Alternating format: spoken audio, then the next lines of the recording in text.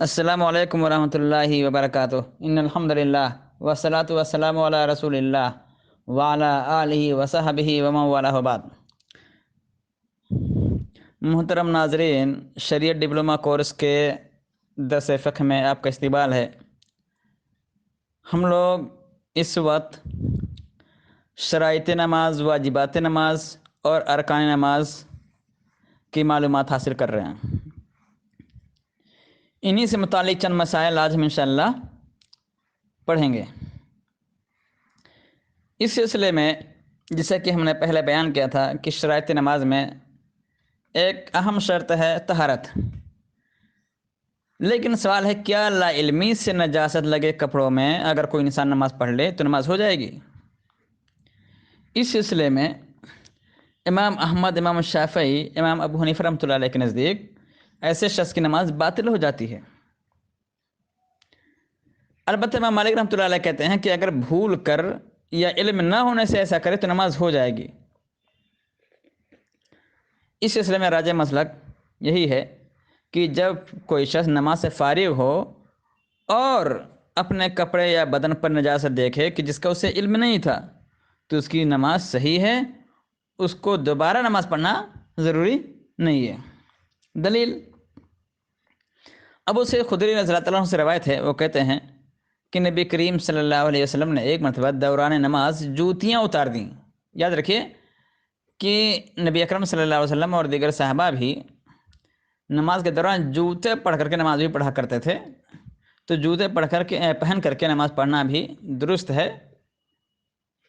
تو نبی کریم صلی اللہ علیہ وسلم نے دوران نماز جوتیاں اتار دیں، صحابہ کرام نے بھی جوتیاں اتار دیں۔ فراغت کے بعد نبی کریم صلی اللہ علیہ وسلم نے پوچھا کہ لما خلعتم نعلکم، تم لوگوں نے اپنی جوتیاں کیوں اتار دیں؟ صحابہ کرام نے فرمایا اللہ کے رسول، ہم نے آپ کو جوتیاں اتارتے ہوئے دیکھا تو ہم نے بھی اتار دیں۔ اس پر نبی کریم صلی اللہ علیہ وسلم نے فرمایا کہ میرے پاس جبرائیل السلام آئے اور انہوں نے مجھے خبر دی کہ ان میں گندگی ہے۔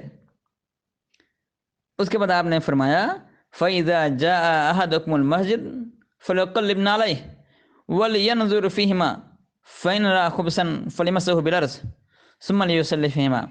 جب تم میں سے کوئی مسجد میں آئے تو اپنی جوتیوں کو الٹ کر کے ان میں دیکھ لے، اگر گندگی نظر آئے تو اسے زمین پر رگڑ کر صاف کر لے اور ان جوتی میں نماز پڑھ لے۔ تو اسے یہ ثابت ہوتا ہے کہ اگر نماز باطل ہو جاتی تو نبی کریم صلی اللہ علیہ وسلم نے جتنی نماز پڑھ لی تھی پھر سے دہرانے پڑتی۔ اس کے علاوہ اس سلسلے میں اور ایک مسئلہ ہے، وہ یہ ہے کہ نماز میں ستر پوشی کے علاوہ مرد کے لیے کتنی اپنے بدن کا کتنا حصہ ڈھانپنا ضروری ہے۔ تو اس سلسلے میں نمازی مرد پر ستر ڈھانپنے کے سوا کندھے پر کوئی کپڑا رکھنا ضروری ہے، کندھا ڈھکا رہنا چاہیے الا کہ اس کو میسر نہ ہو۔ چنانچہ ابو ہریرہ رضی اللہ عنہ سے روایت ہے، وہ کہتے ہیں نبی کریم صلی اللہ علیہ وسلم نے فرمایا لا یصلین احدکم فی الثوب الواحد لیس علی عاتقہ منہ شیء، تم میں سے ہرگز کوئی شخص ایسے ایک کپڑے میں نماز نہ پڑھے جس کا کوئی حصہ اس کے کندھے پر نہ ہو۔ کیا پتہ چلا کہ کندھا ڈھکنا ضروری ہے۔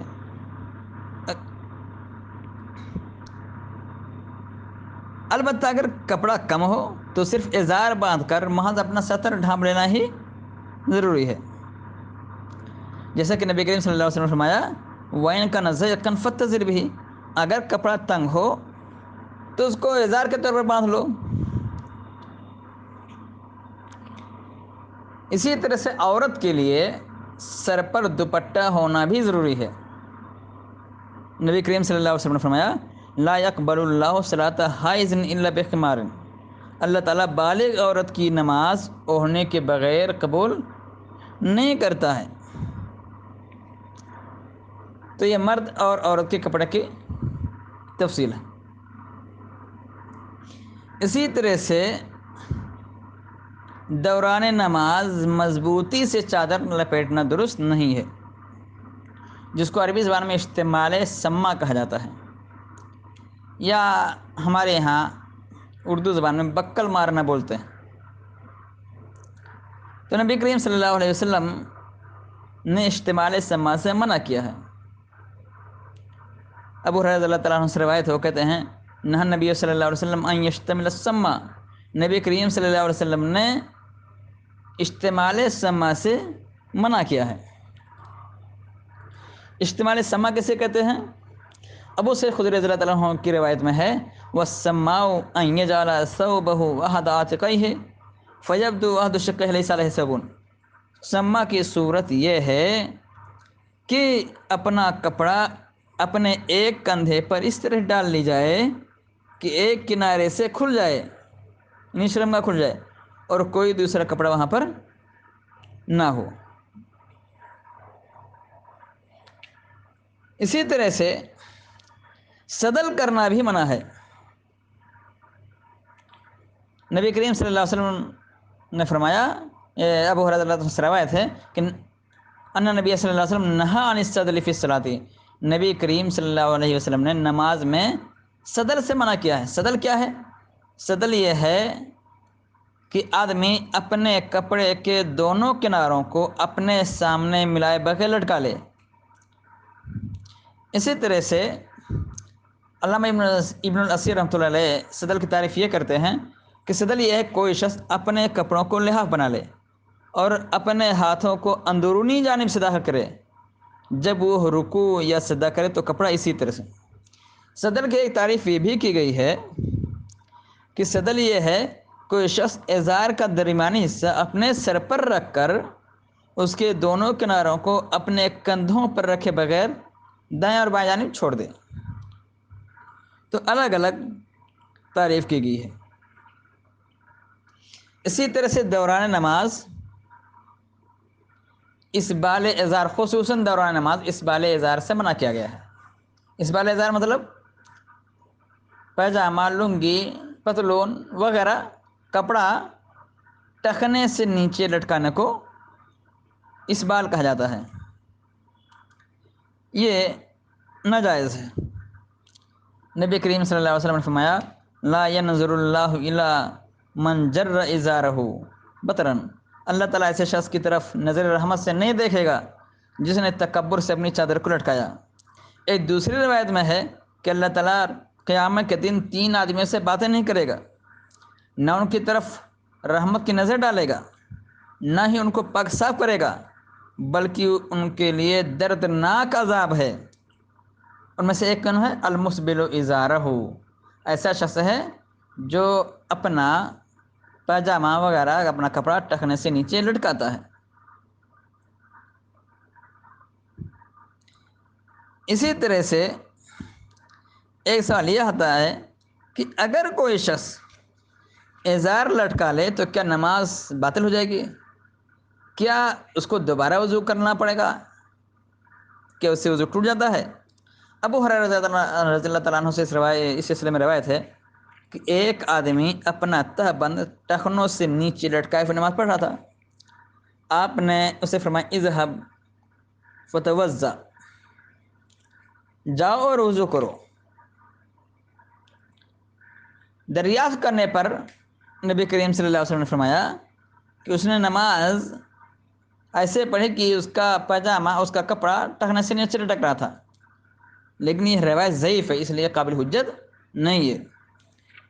اور نواقض وضو میں سے، یعنی وضو کے ٹوٹنے والی چیزوں میں سے اسبال ازار نہیں ہے، اس لیے لنگی کا، پاجامے کا، پتلون کا ٹخنے سے نیچے جانے پر وضو نہیں ٹوٹے گا۔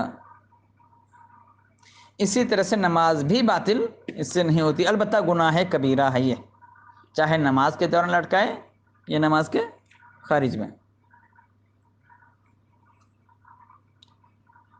اسی طرح سے اپنے بالوں کو یا کپڑوں کو دوران نماز سمیٹنا منع ہے۔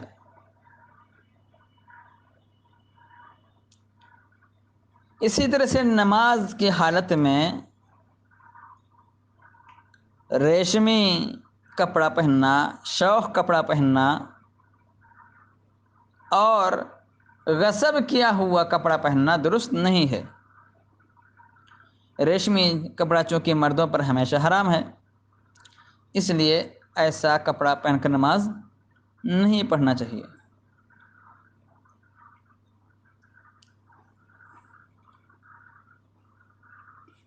اسی طرح سے اس سلسلے میں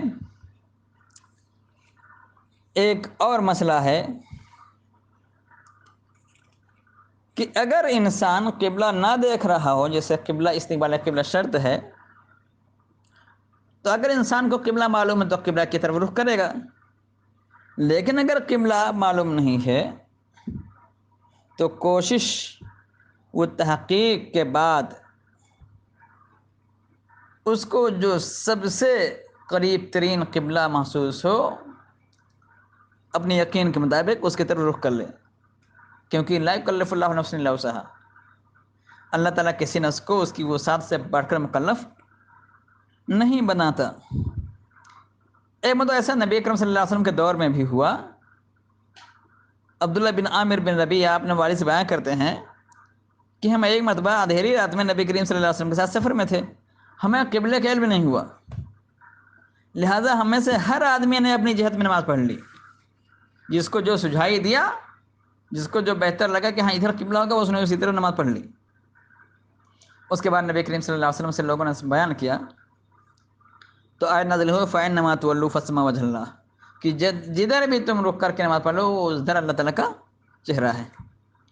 تو اگر انسان کو اشتباہ ہو تو اس کا دل جدھر مطمئن ہو اس طرف منہ کر کے نماز پڑھ لے، کوئی حرج نہیں ہے۔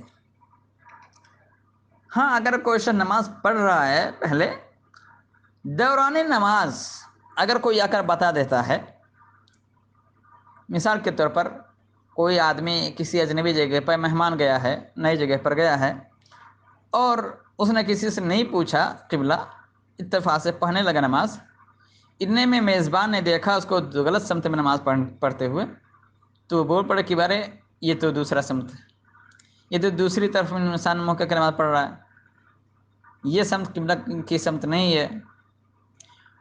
تو اگر دوران نماز پتہ چل جائے تو انسان کو فوراً گھوم جانا چاہیے قبلہ کی طرف، نماز توڑنے کی ضرورت نہیں ہے، بس یوں ہی نماز کے سمت گھوم جائے۔ نبی اکرم صلی اللہ علیہ وسلم کے دور میں جب قبلہ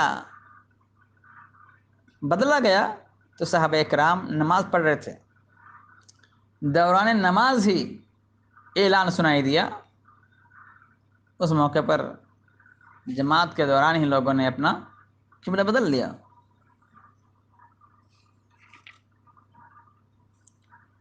اسی طرح سے ایک اور مسئلہ ہے کہ اگر کوئی شخص ہوائی جہاز میں ہو، کشتی میں ہو، تو قبلہ رخ کیسے ہو؟ کیا بیٹھ کر نماز پڑھ سکتا ہے؟ تو اس سلسلے میں یاد رکھنا چاہیے کہ انسان پر واجب ہے کہ جب وہ ہوائی جہاز یا صحرا میں ہو یا آج کل کی ٹرین میں ہو تو اللہ مانتے قبلہ، اور مقامی لوگوں سے اگر وہ میسر ہوں، وہاں پہ موجود ہوں، تو دریافت کر کے قبلہ پہچاننے میں کوشش کرے۔ اگر یہ بھی نہ ہو سکے، کوئی بتانے والا نہ ہو، تو اپنی طرف سے کوشش کر لے قبلہ کو رخ کرنے میں، اور پھر جدھر اس کا دل مطمئن ہو ادھر منہ کر کے نماز پڑھ لے اور نماز ہو جائے گی۔ اسی طرح سے بیٹھ کر نماز پڑھنے میں بھی کوئی حرج نہیں ہے، جب کہ وہ کھڑا ہو کر نماز نہ ادا کر سکتا ہو، جیسے کہ کشتی میں، بحری جہاز میں، یا بعض دفعہ ٹرینوں میں ہوتا ہے کہ اگر انسان نماز پڑھنے سے عاجز ہے، کھڑا ہو کر کے نہیں پڑھ سکتا ہے، تو بیٹھ کر نماز ادا کر سکتا ہے۔ فاتقوا اللہ ما استطعتم، کہ اللہ تعالیٰ سے اتنا ڈرو جتنی طاقت رکھتے ہو۔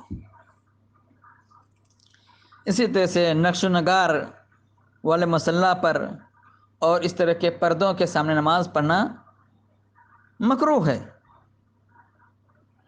چنانچہ انس رضی اللہ تعالیٰ عنہ کہتے ہیں کہ نبی کریم عائشہ رضی اللہ تعالیٰ عنہ کے پاس ایک چادر تھی نمائشی زبائشی، جنہوں نے اپنے کمرے کی طرف لٹکا رکھی تھی، نبی کریم صلی اللہ علیہ وسلم نے فرمایا کہ امیتی عنا کرامک ھذا فانه لا تزال تصاویرہ تنزل فی الصلاۃ، اس زیبائشی چادر کو، کڑھائی دار چادر کو ہمارے سامنے سے ہٹا دو، منقش چادر کو ہٹا دو، کیونکہ اس کے نقش و نگار بار بار ہمارے سامنے نماز میں آ کر کے نماز میں خلل اندازی اور خرابی کا باعث بنتے ہیں۔ اس طرح کی دیگر روایات بھی موجود ہیں۔ چنانچہ نقش و نگار والے مصلی پر، منقش مصلی پر یا منقش پردہ کے سامنے نماز پڑھنا مناسب نہیں ہے، البتہ نماز ہو جائے گی۔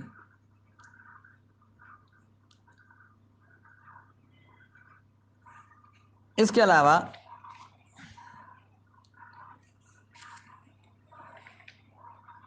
قبروں کی جانب رخ کر کے نماز پڑھنا منع ہے۔ ابو مسعود غنوی رضی اللہ عنہ سے روایت ہے، نبی کریم صلی اللہ علیہ وسلم نے فرمایا لا تصلوا الی القبور ولا تجلسوا علیہا، قبروں کی طرف رخ کر کے نماز نہ پڑھو اور نہ ہی ان پر بیٹھو، نہ اس کے مجاور بنو۔ اسی طرح سے جانوروں کے باڑوں میں نماز پڑھنا بھی منع ہے۔ کون سا باڑا؟ اونٹ کا باڑا، اونٹ کے باڑے میں نماز پڑھنا حرام ہے، البتہ بھیڑ بکری کے باڑے میں نماز پڑھنا درست ہے۔ ابو ہریرہ رضی اللہ عنہ سے روایت ہے، نبی کریم صلی اللہ علیہ وسلم نے فرمایا صلوا فی منابر الغنم ولا تصلوا فی اطان الابل، بھیڑ بکریوں کے باڑے میں نماز پڑھ لو لیکن اونٹوں کے باڑے میں نماز نہ پڑھو۔ تو آج کی دن بس اتنا ہی، انشاءاللہ اگلے درس میں اگلے ہفتے انشاءاللہ نماز کی کیفیت ہم لوگ پڑھیں گے کہ نماز کس طریقے سے پڑھی جاتی ہے۔ وآخر دعوانا الحمد للہ رب العالمین، والسلام علیکم ورحمۃ اللہ وبرکاتہ۔